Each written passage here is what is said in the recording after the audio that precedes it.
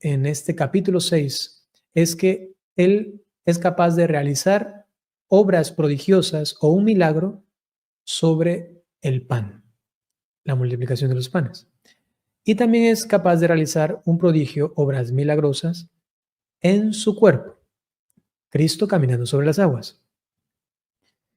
Y en el discurso del pan de vida, Él hace una especie de conjunción, como si une estos dos hechos milagrosos, milagro sobre el pan, milagro sobre mi cuerpo, y dice, ahora, este pan bajado del cielo soy yo, ¿sí? Soy yo.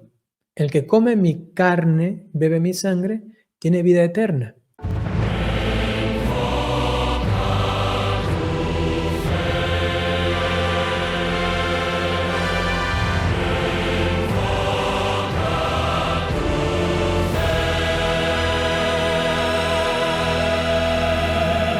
Aquí con nosotros Padre Byron, ¿cómo está? Dios lo bendiga, bienvenido nuevamente a esta que también es su casa, Enfoca tu Fe. ¿Cómo está, Padre?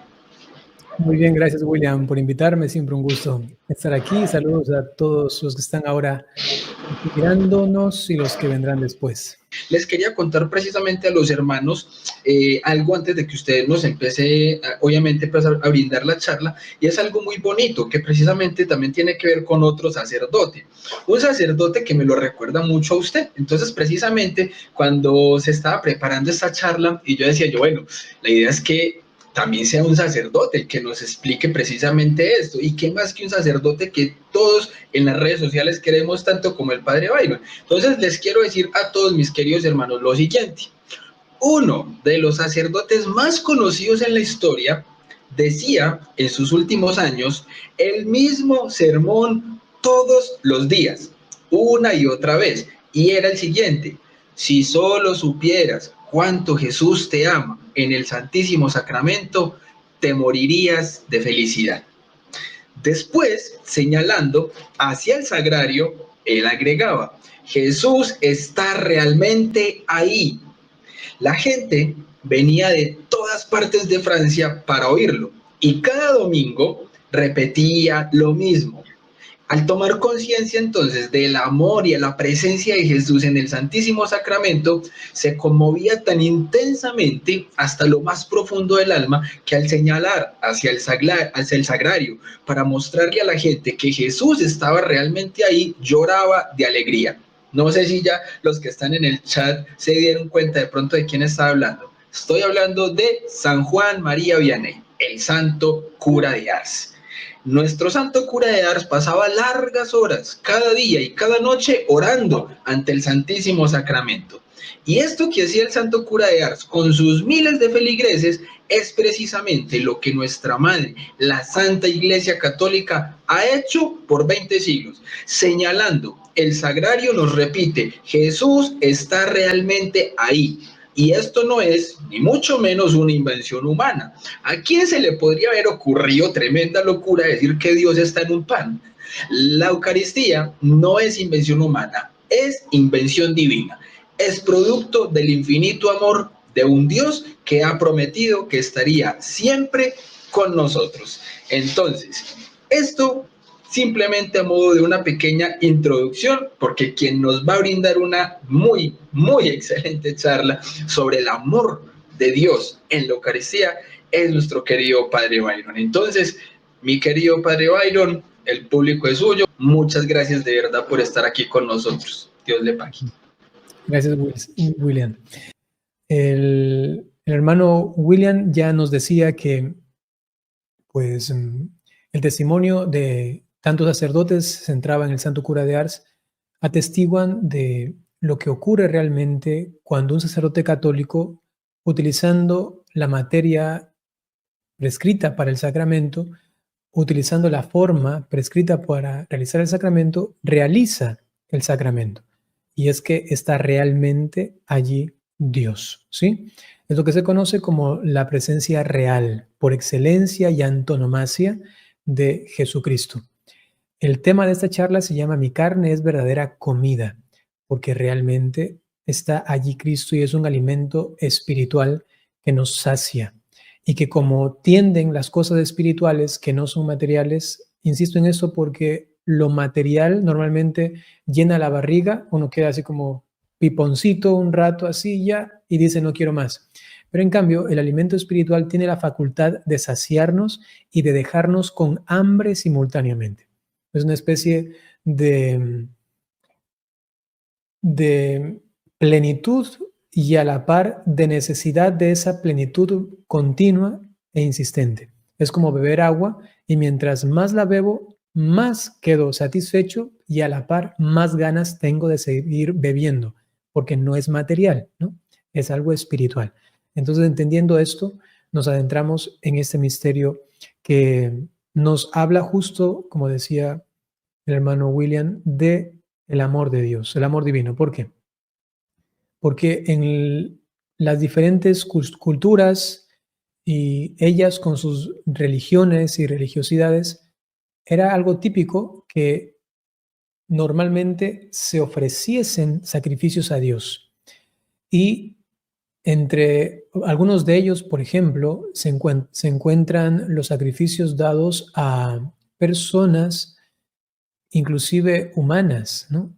O sea, por ejemplo, cuando se fundaba una ciudad antiguamente, para que sea tan consciente el reino o el pueblo de lo que costó ganar una ciudad o un terreno para poder construir la ciudad, era que se sacrificaba al hijo del capitán, del rey, se lo ponía normalmente en los cimientos de la nueva construcción y era algo así como lo que se conoce ahora como la primera piedra. Han escuchado esto, ¿verdad? Se pone la primera piedra, se bendice inclusive en el ámbito católico y se comienza a construir.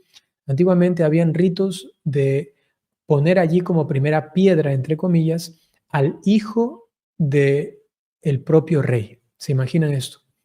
Y en cambio Dios no nos pide que sacrifiquemos a nuestros hijos. Había, por ejemplo, una devoción, si se quiere llamar así, pero es una devoción maldita a este falso Dios llamado em, mm, mm, mm, ahora se me escapa el nombre, Molec, ¿no? Em, y este falso Dios pedía siempre el sacrificio de los niños, de los hijos, pasados a través del fuego. O sea, nos podemos imaginar esto. Y se realizaba esto. Lo que ocurre en cambio con Dios es que Él sacrifica a su propio hijo. Y es que todas las falsedades de esas antiguas religiones quedan descubiertas porque el verdadero Dios envía a su Hijo para que Él muera, en cambio, en rescate por nosotros. Y de aquí podemos sacar una primera lección, y es que los ídolos o los falsos dioses siempre se aprovechan de ti. Si es el falso dios Moloch, ¿sí? Gracias, Gus, por el comentario. Y este se aprovecha del ser humano y siempre le exige, siempre te usurpa, siempre te roba, te daña, siempre se aprovecha de ti. Eso hace el falso Dios. En cambio, el Dios verdadero siempre te da, te alimenta, te construye, te sana, te edifica. Teniendo esto en mente, entendemos que el sacrificio que ha hecho Jesucristo en favor de los hombres lo hace de tal manera que no tiene que hacer el ser humano ya otro sacrificio. Es uno solo que sirve para la redención de todos. Aquí lo atestigua claramente en la carta a los Hebreos. Y que no hace falta ya otros sacrificios u otros holocaustos. Y es interesante luego entonces que este verdadero sacrificio que hizo Jesucristo por nosotros ha quedado presente en la historia para que el ser humano no se olvide. Si vamos al Antiguo Testamento, uno de los más repetitivos pecados del ser humano ha sido el olvidarse de Dios, el perder la memoria. Por eso es que siempre Dios insiste en recordar, o sea, que utilice el hombre la facultad de la memoria. E inclusive en este tan famoso texto de el Deuteronomio, cuando se habla del amor a Dios, de que Él es el único Dios, previamente inclusive de decirle, Shema Israel, escucha Israel, antes de esto, ¿no? Él ya les ha hecho un recorderis, una memoria de lo que ha hecho Dios en favor de ellos. Les dice, recuerda cuando yo te saqué de Egipto y esto. O sea, es justamente para que primero no se olviden de esta alianza y con base a esta alianza luego digan, sí, Señor, te quiero amar con todo mi corazón, con toda mi inteligencia, con toda mi voluntad, con toda mi memoria, con todo, ¿no? Entonces, hay una tendencia del ser humano hacia olvidarse de Dios. En cambio, en el Magnificat lo proclama la Santísima Virgen María y ella dice que en cambio Dios nunca se olvida y tiene una memoria. Dios tiene una memoria y dice, acordándose de su misericordia. Es decir, que la memoria de Dios siempre está puesta en el amor, siempre está puesta en la misericordia. El ser humano no. El ser humano, en cambio, se recuerda de lo malo, se recuerda de los traumas, se recuerda de lo que le dolió, se recuerda de lo que le hizo sufrir, se recuerda de lo que le hizo la otra persona y lo negativo. A veces lo positivo solo queda en la memoria ciertas cositas, pero de tal manera esto lo va entenebreciendo las cosas malas que llegamos hasta odiar al otro, inclusive a veces hasta nuestros propios padres, porque me hizo esto, me castigó acá o lo de acá, lo de acá, y nos olvidamos en cambio de todo lo bueno que hizo por nosotros, ¿no? Eso ocurre constantemente y también se lo aplica a Dios. El ser humano, imagínate, también se atreve a mirarle a Dios y olvidarse de todo lo que Él le ha ayudado, le ha colaborado, le ha bendecido. Y por eso ha querido Dios en su inteligencia tan sublime y tan acorde en su diálogo con nosotros, para que lo tengamos siempre presente, quedarse de tal manera que no nos olvidemos jamás. Probablemente, o sea, solamente imagínense, si es que no hubiese el sacrificio eucarístico y solamente se hubiese quedado en el sacrificio de la cruz y no en esta permanencia y en esta voluntad de Dios que le dice a sus apóstoles, vayan y hagan esto en conmemoración mía. Digamos que esto no lo dice Dios y solamente ya murió. Para el ser humano, si ya actualmente es tan difícil acordarse de Dios, es tan difícil reconocer su presencia en la historia, ahora imagínense si no hubiese Eucaristía. O sea, sería mucho, mucho más difícil que la Iglesia Católica o la religión cristiana haya perdurado en el tiempo. Se hubiese fácilmente perdido, porque después de unas 7, 8 generaciones, eso del sacrificio de Cristo, eso me lo contaron, eso me lo decían, pero lo que ocurre en la misa es que ese sacrificio se hace presente, actual, en cada generación. Y por eso cada generación tiene a personas amantes de la Eucaristía que han hecho que la sociedad, las sociedades y el punto de la historia en el que se encontraban regrese su memoria y su mirada hacia el pasado para mirar a Cristo. ¿Pero de qué manera? Con la presencia actual de Cristo. Cuando Él está allí presente, todo tiene sentido. Es verdad, Él ha muerto por mí y esto lo tengo accesible ahora, a 20 minutos, a 1 hora, en ese tiempo, en algunos tiempos, a 2 días de camino, lo que sea, para llegar y tener allí a Cristo mismo, ¿no? Entonces, a veces minusvaloramos el acceso que tenemos a la Eucaristía.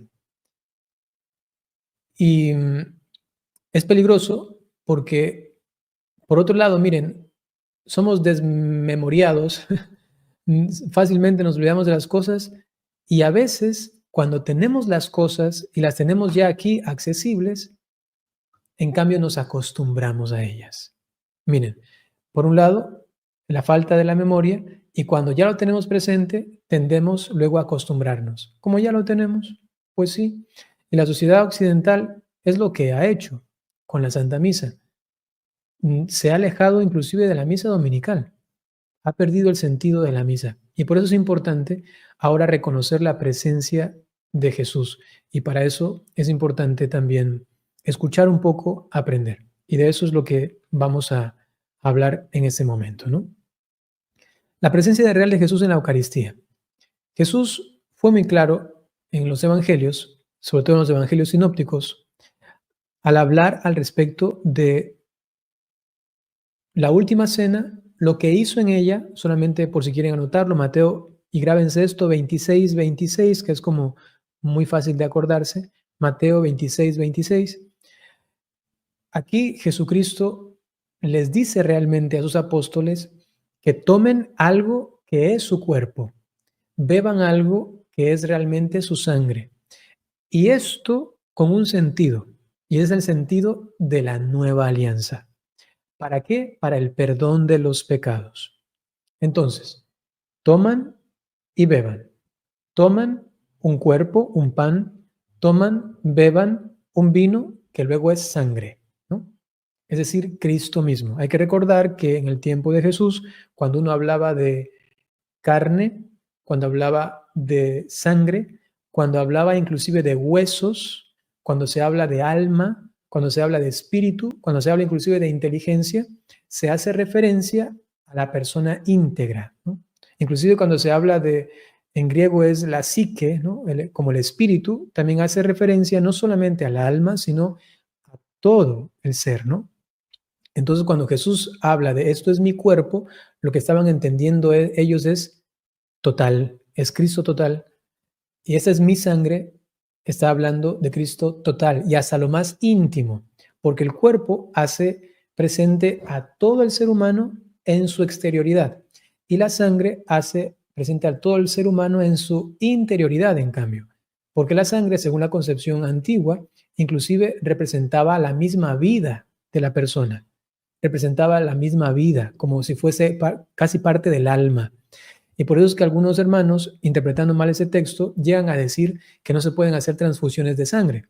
Eso sobre todo los testigos de Jehová, me parece, que entonces ellos dicen es que en la sangre está la vida y no se puede, o el alma, no se puede esto como transferir a otra persona. Y esto es lamentable, porque se queda en una concepción que es simbólica, en el sentido de lo que representa, pero de lo que representa que es una realidad. ¿Me hago entender? Simbólica porque la sangre simboliza a la persona íntegra, pero es una realidad. ¿Por qué? Porque representa realmente y es como la persona íntegra cuando Jesucristo dice, esto es mi cuerpo y esta es mi sangre. Entonces, por esto, ellos entienden que es Cristo, este Jesucristo que les está hablando, les está diciendo, yo estoy realmente presente aquí y estoy presente aquí, en el pan y en el vino que les estoy dando, que ahora es cuerpo y sangre mías. Pero lo hace con un sentido. No solamente los alimenta espiritualmente, sino que dice que esto se convierte en la alianza, en una nueva alianza. Nueva alianza que implica que las alianzas anteriores ya han perdido su validez. No en el sentido de que no sirven, no han servido para nada, sino que en el sentido de que todas ellas apuntaban a esta perfección. Por ejemplo, algunos teólogos hablan, o algunos expertos en Sagrada Escritura, hablan de el término nueva alianza como forma de plenitud, ¿sí? De plenitud de las alianzas antiguas que no llegaban a efectuar lo que deseaban, que era una reconciliación con Dios. Y por eso tenían que sacrificar continuamente animales, animales, animales. ¿Y por qué continuamente? Porque no podía satisfacer la alianza misma que se había realizado para estar en comunión con Dios. Entonces estas alianzas apuntaban a aquella y viene esta que es la perfección de las anteriores. Y en ese sentido es nueva y en ese sentido es plena en relación a las otras. Y de esta ya no hay más. Es la última alianza. Ahora, esta alianza implica una reconciliación de Dios con los hombres.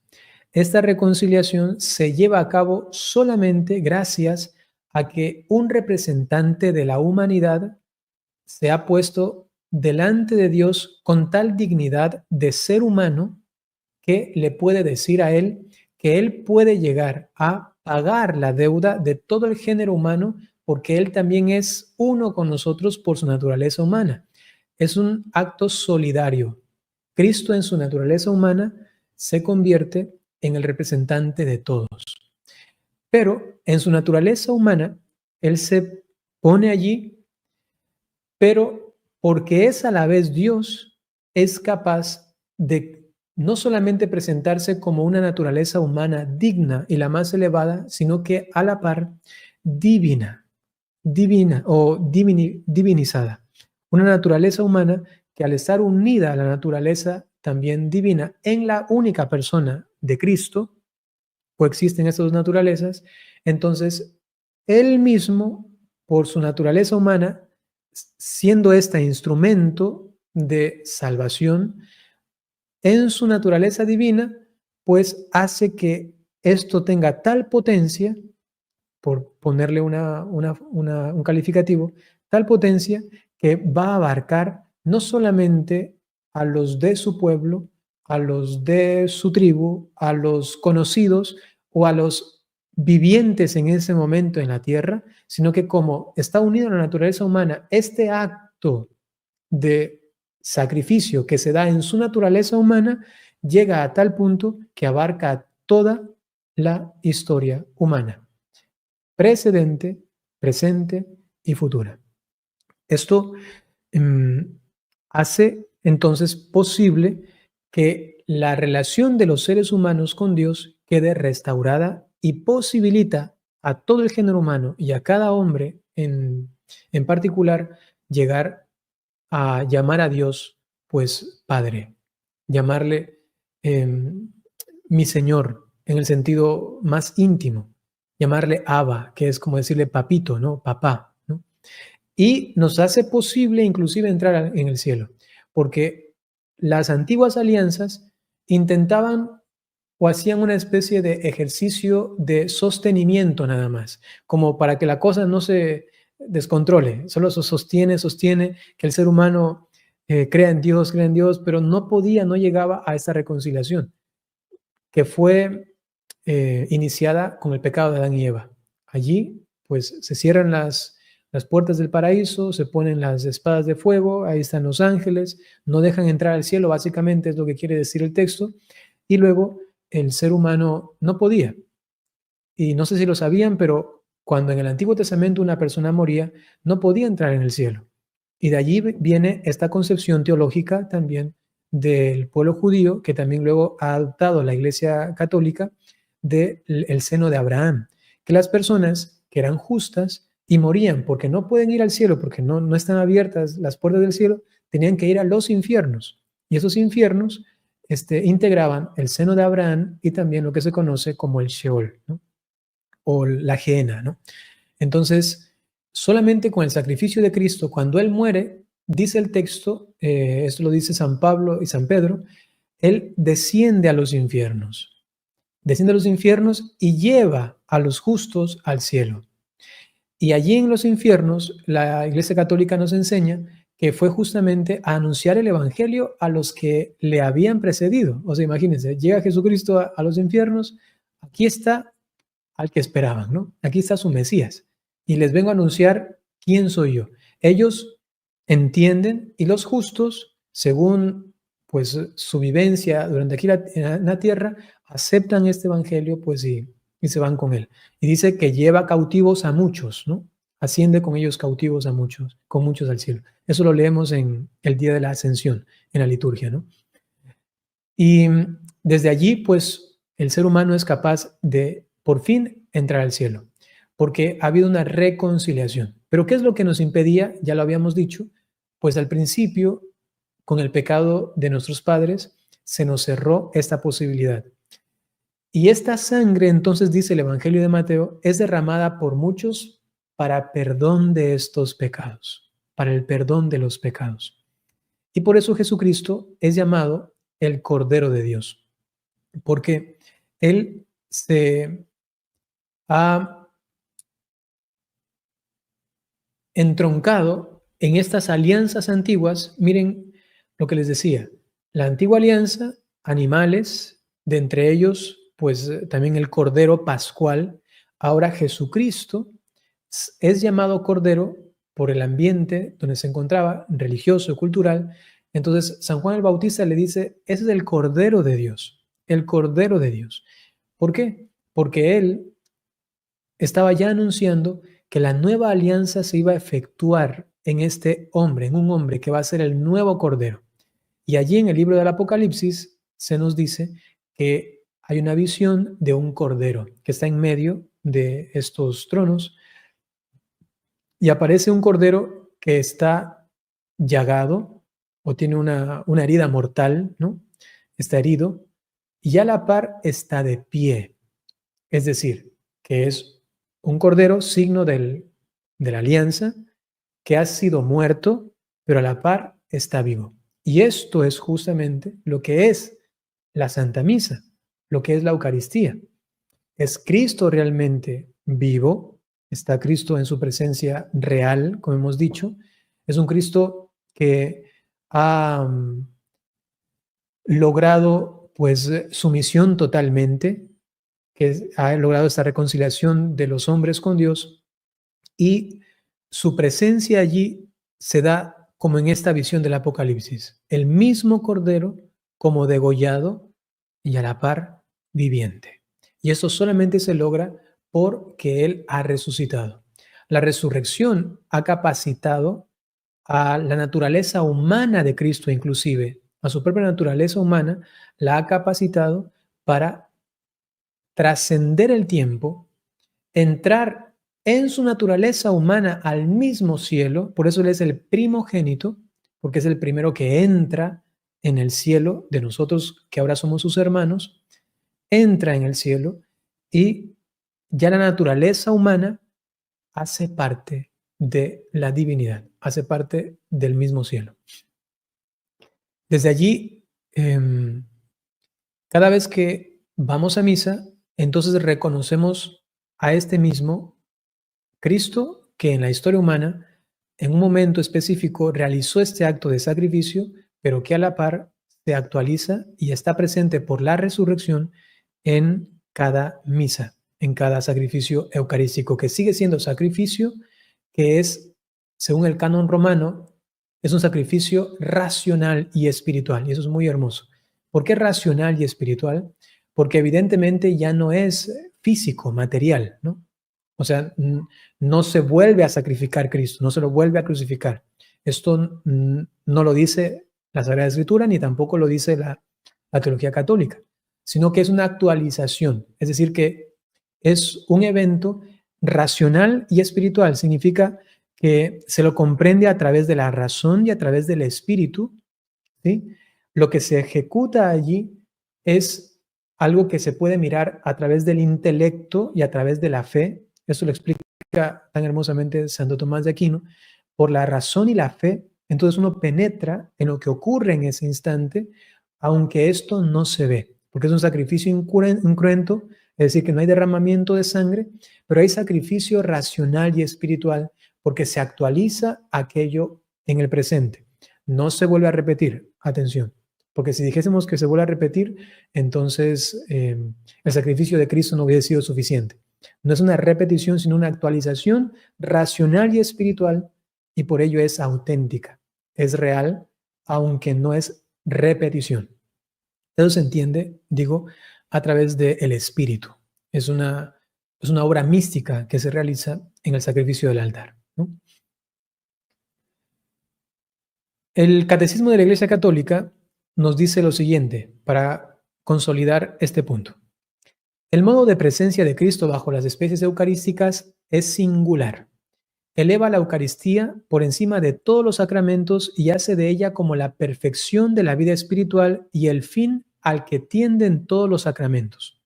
En el Santísimo Sacramento de la Eucaristía están contenidos verdadera, real y substancialmente el cuerpo y la sangre junto con el alma y la divinidad de nuestro Señor Jesucristo y por consiguiente Cristo entero. Esta presencia se denomina real, no a título exclusivo, como si las otras presencias no fuesen reales, por ejemplo, la presencia de Cristo en la palabra de Dios o en el hermano, sino por excelencia, por antonomasia, porque es substancial.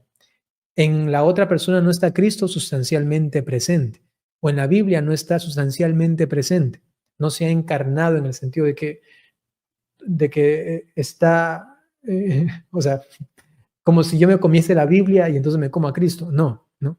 Tengo que escuchar su palabra por la presencia del verbo en la palabra, pero no de manera substancial. La Biblia no se hace Cristo en el sentido de que está allí Cristo presente de manera en su cuerpo, alma y divinidad y todo, ¿no? No es así. Creo que se entiende. Sino que es una presencia con límites, igual que en un hermano. El mismo Cristo ha dicho, cuando haces esto con uno de estos, lo haces conmigo. Ahí está el presente, pero no es una presencia substancial. No es que el hermano es Cristo, ¿no? Sino que está presente Cristo. En la Eucaristía está presente Cristo y es Cristo, ¿sí? Porque es sustancial y por ella Cristo, Dios y hombre, se hace totalmente presente, ¿sí? Si quieren un fundamento básico bíblico, tendríamos que irnos al capítulo 6 del Evangelio de Juan y todo el capítulo 6. Allí se nos habla de Cristo en su discurso del pan de vida, pero previo a esto se nos ha hablado de dos milagros de Jesús. El uno sobre el pan y el otro sobre su cuerpo. Realiza sobre el pan la multiplicación de los panes, que esto es realmente un milagro porque no tenían y él multiplica que luego pues sobran canastas llenas. Luego hace otro milagro que es sobre su cuerpo. Su cuerpo humano, antes de la resurrección, no era capaz de realizar lo que va a realizar Cristo ahora sobre el agua. Por sí mismo no. Solamente pudiese realizarlo si hay una intervención divina. Y entonces es lo que ocurre. Cristo realiza un milagro, una intervención divina en su propio cuerpo. Y él puede caminar sobre las aguas. Creo que el texto lo conocemos. Y luego comienza el discurso del pan de vida. Lo que dice Cristo básicamente en este capítulo 6 es que Él es capaz de realizar obras prodigiosas o un milagro sobre el pan, la multiplicación de los panes.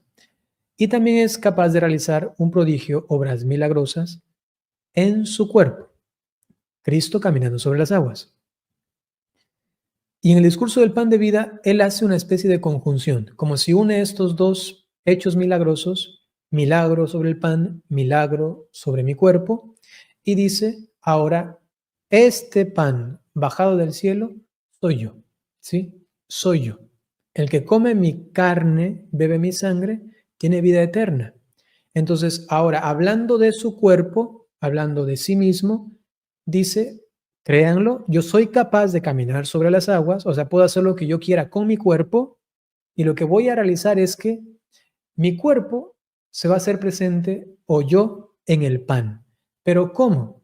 ¿Acaso no creen que yo puedo hacer lo que quiera con el pan? Sí, lo he hecho. Yo multipliqué los panes. Entonces, yo puedo hacer lo que quiera con el pan y lo que yo quiera con mi cuerpo. Les digo, este pan ahora va a ser mi cuerpo. Y es lo que hace justamente en la última cena. Les dice a ellos, tomen y coman, esto es mi cuerpo. ¿Tomando qué? El pan. Y es que como que en ese momento alguno que otro entendía más o menos, quizá Juan un poquito más, pero como que ahí todo queda entendible, ¿no? Ah, es realmente Él, porque Él es capaz de realizarlo. Hay que recordar que la pedagogía divina siempre nos lleva, nos conduce para que las verdades de Dios, las verdades divinas, sean entendibles por nosotros.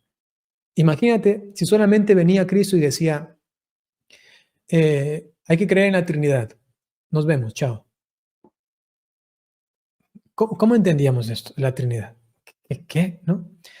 Previamente a esto, o mejor dicho, hace toda una catequesis al respecto de quién es Él, de quién es el Padre, cómo es su diálogo, cuál es su relación del Padre con el Hijo, la comunicación que tiene, el sentido del Espíritu Santo, por qué tiene que venir.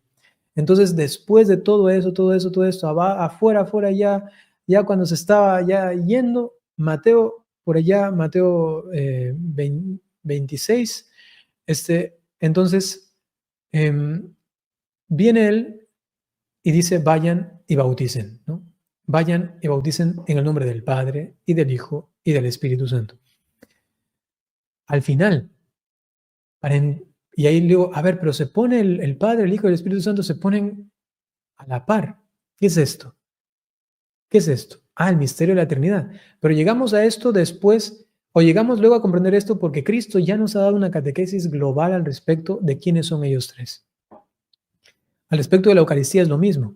Si solamente decía, bueno, yo estoy en el pan y se va.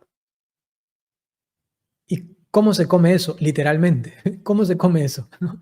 Y entonces tenía que hacer toda una catequesis sobre quién es Él, sobre su cuerpo, una catequesis sobre el pan, qué es el pan, para que luego entendamos, reflexionemos y con la venida del Espíritu Santo profundicemos esto y lleguemos a la verdad al respecto de esto. Ah, ahora entendemos. Ah, es verdad. Y hay que decirlo también, a veces hay quizá no es, yo creo que no es voluntario de los hermanos protestantes, ¿no? No es voluntario, en el mejor de los casos, creo que la gran mayoría no es voluntario, que quizás se olvidan de esto, se olvidan de la presencia del Espíritu Santo, porque se nos han dado, pues, los textos de lo que hizo Jesucristo, sus dichos, sus palabras, sus obras. Se nos ha dicho cuáles son las obras del Espíritu en los Hechos de los Apóstoles, algunos lo llaman así, ¿no? Pero como que se olvidan de esas palabras de Jesús, que el Espíritu Santo vendrá y nos llevará a plenitud de la verdad. Él va a venir y va a estar presente y nos va a conducir. Y esto lo realiza ya cuando Cristo no está. Y esto lo realiza el Espíritu Santo en su iglesia. Y la iglesia entonces es la que ha ido profundizando sobre esto de todas las verdades que Cristo nos ha dicho. Y esto se debe entender así y así y así y así. Creer en las palabras de Cristo, de que el Espíritu Santo va a guiar a su iglesia y que le va comunicando las verdades, es lo que hizo posible que la iglesia misma entendiese y llegase a esta conclusión, esta afirmación, sin temor, sin que le tiemble la mano y decir, realmente Él está ahí presente. Sin esas palabras de Cristo, del Espíritu Santo y la actuación de Él en el pueblo, en su iglesia, pues ahí sí cada uno interpretaría lo que sea al respecto de la Eucaristía, lo que sea, porque hay definitivamente un recurso exterior a la propia Biblia para concluir al respecto de esto. Se necesita una interpretación. Por ejemplo, en algún momento yo leía un folleto como de la doctrina de los metodistas. Y entonces decían ahí, es aceptable 4 interpretaciones, ¿no?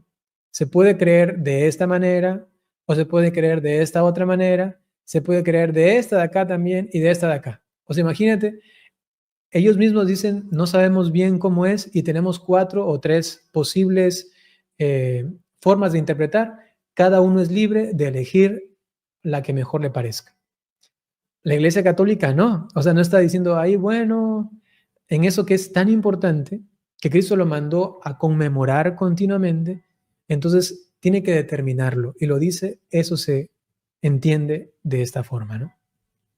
Y por eso menciono esto, porque el que te llegue a ti esta convicción y esta fe es porque el Espíritu Santo ha guiado a esta iglesia para lograrlo, ¿no? Entonces, pensar eso también sobre las palabras de Cristo en el capítulo 6, pedir al Espíritu Santo y que Él mismo te ayude a comprender. Solo con esos textos, ¿no? Capítulo 6 del Evangelio de Juan y lo que veíamos anteriormente, Mateo 26, 26, reflexionarlo, pedir al Espíritu Santo y uno va a sentir o va a entender mucho más fácilmente el sentir de la iglesia o la interpretación de la iglesia, ¿no? Continuando, vamos a ver lo que dice el Catecismo sobre la Santa Misa.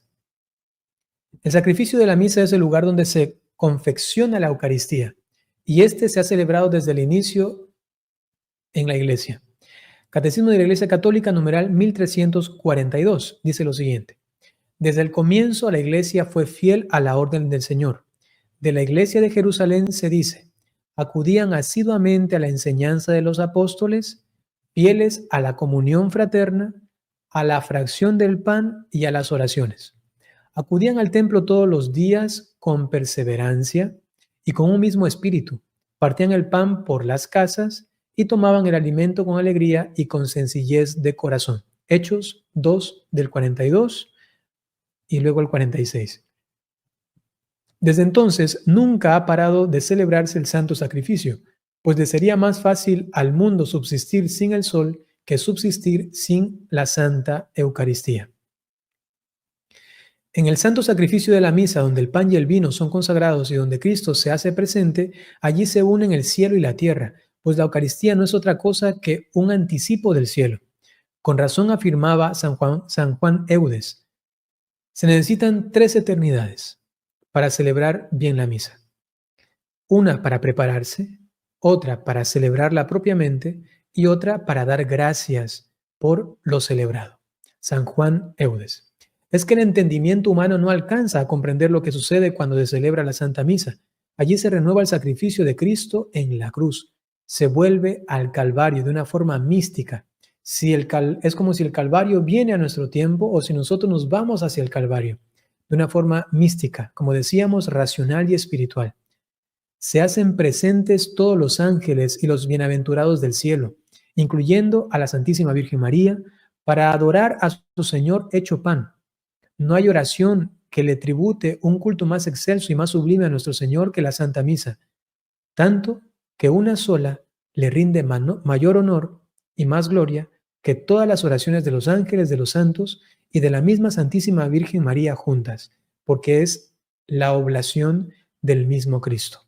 Y esto no tiene, pues, parangón, no hay nada que se le pueda comparar.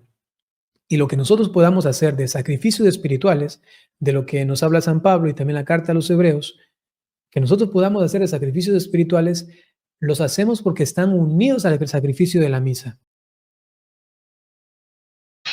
Bueno, es un momentico, mis hermanos, que de pronto se le pausó un momento el internet al Padre. Mientras tanto, mis queridos hermanos, ¿cómo les está pareciendo la charla? Está impresionante, ¿sí o no? Una maravilla, una belleza. Siempre, obviamente, las charlas que nos puede brindar el Padre Byron son de muchísima, muchísima bendición, porque obviamente se aprende mucho y hay cuestiones que son muy teológicas, obviamente, pero que al mismo tiempo, cuando alguien, por ejemplo, como el Padre Byron, nos la sabe aterrizar a un lenguaje más nuestro, más normal, es mucho más fácil poderlas comprender. Por ejemplo, esto que nos decía el Padre hace un momento sobre cómo Jesús obviamente preparó el discurso de Juan 6, el discurso del pan de vida, cómo nos lo preparó con 2 milagros impresionantes.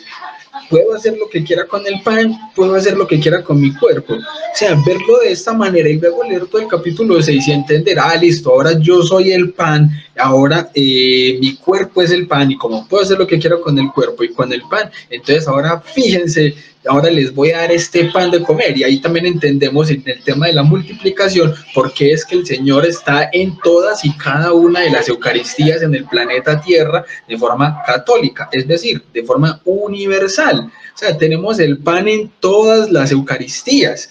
Ahí está la multiplicación del pan, pero ahora este pan es su cuerpo. O sea, es hermoso como esta explicación del Padre nos lleva a un entendimiento de algo que es tan sublime, tan importante para nosotros en la fe. ¿Por qué? Porque, pues claro, obviamente, si nosotros vamos a comprender que tenemos un Dios completo en su cuerpo, sangre, alma y divinidad, en un pedazo de pan, claro, para cualquier mente racional esto se escapa de su comprensión, pero en el momento en el que obviamente nosotros podemos aterrizarlo a unas palabras más para nosotros, más del mundo, pues no el mundo mundano, sino nosotros pues como habitantes del planeta Tierra en este mundo materialista, que es a veces tan difícil de poder compaginar y comprender las realidades espirituales, poderlo aterrizar de esta manera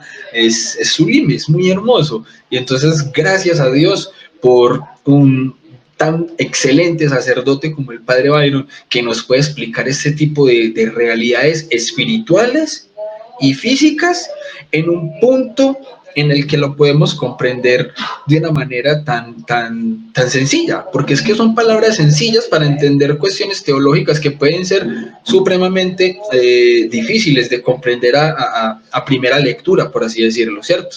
Por acá nos dice el padre, perdón, no sé qué pasó, se me fue el internet.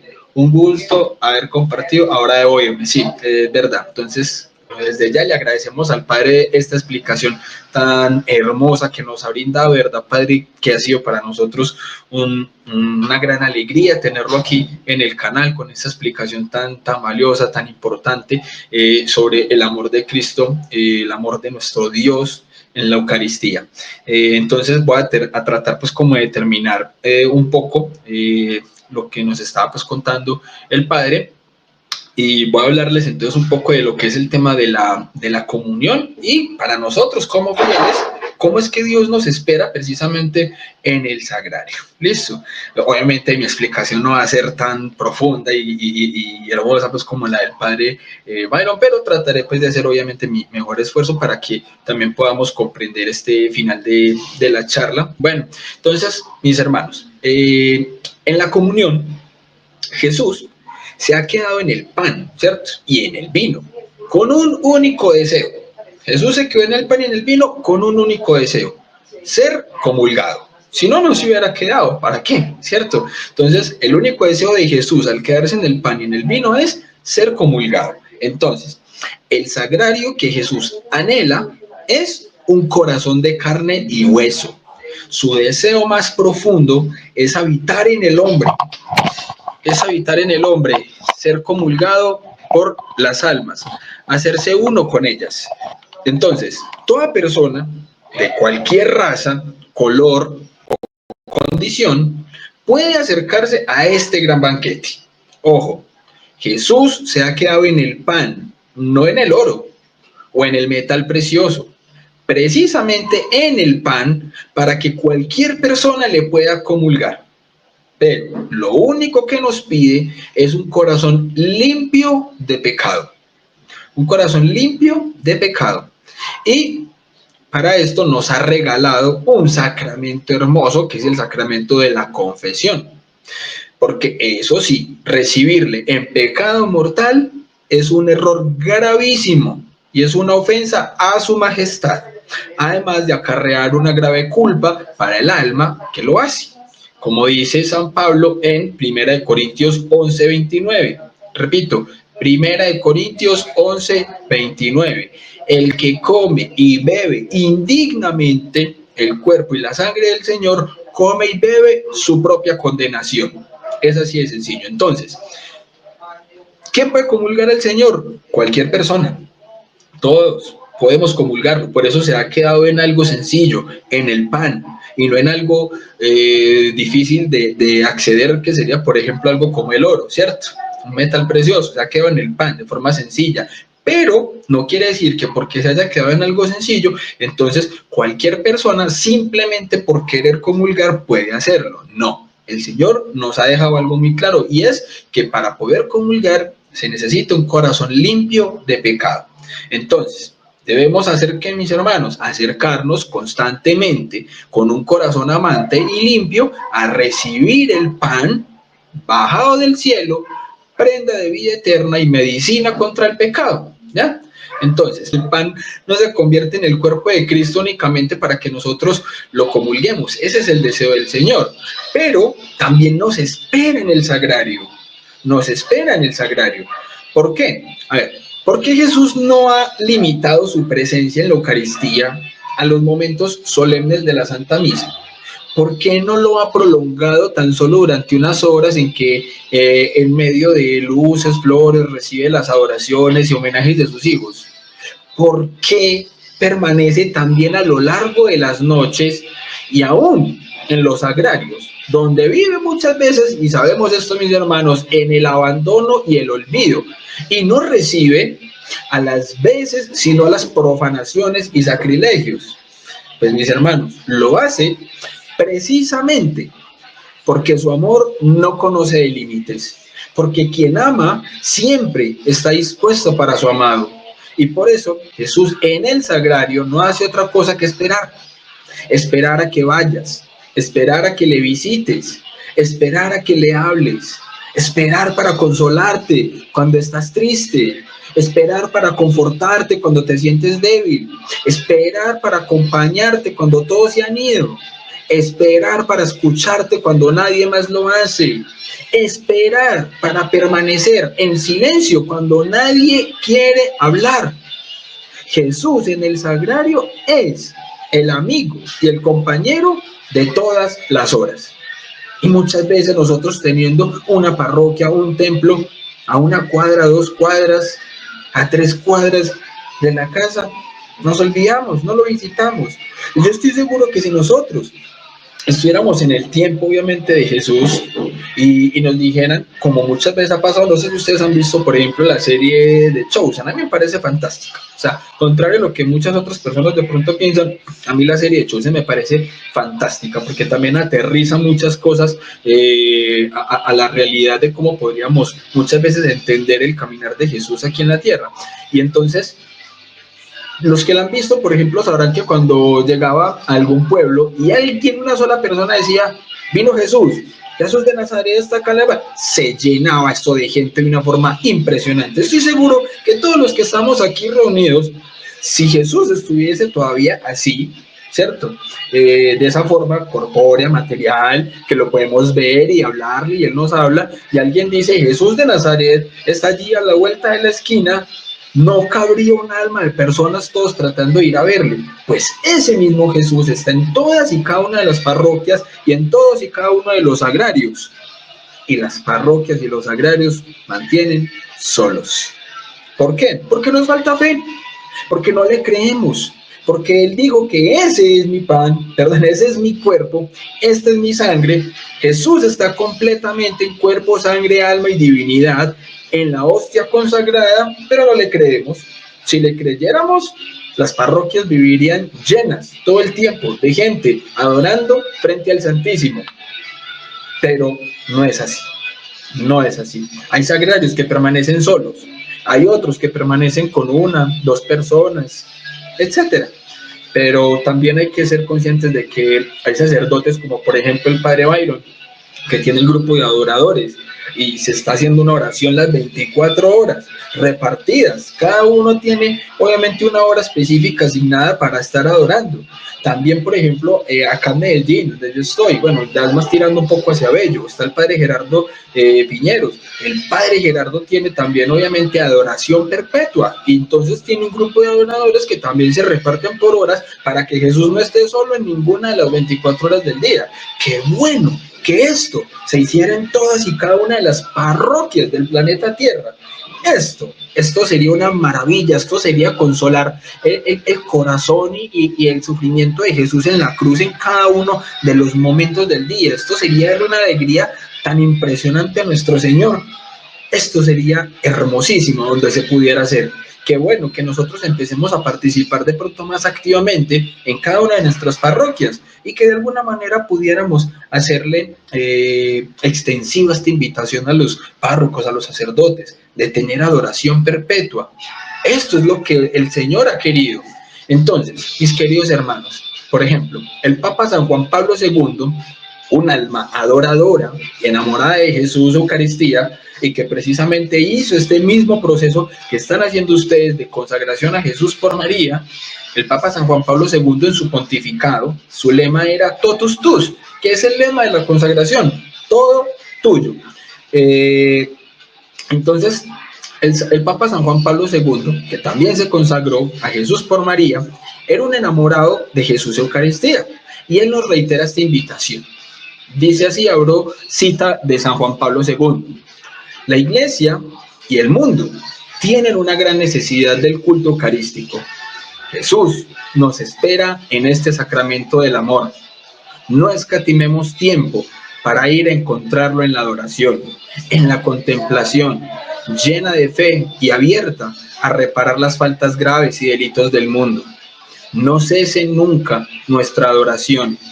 Solo Ve donde Jesús sacramentado con un corazón sencillo y encendido de amor. No tienes que decirle demasiadas cosas.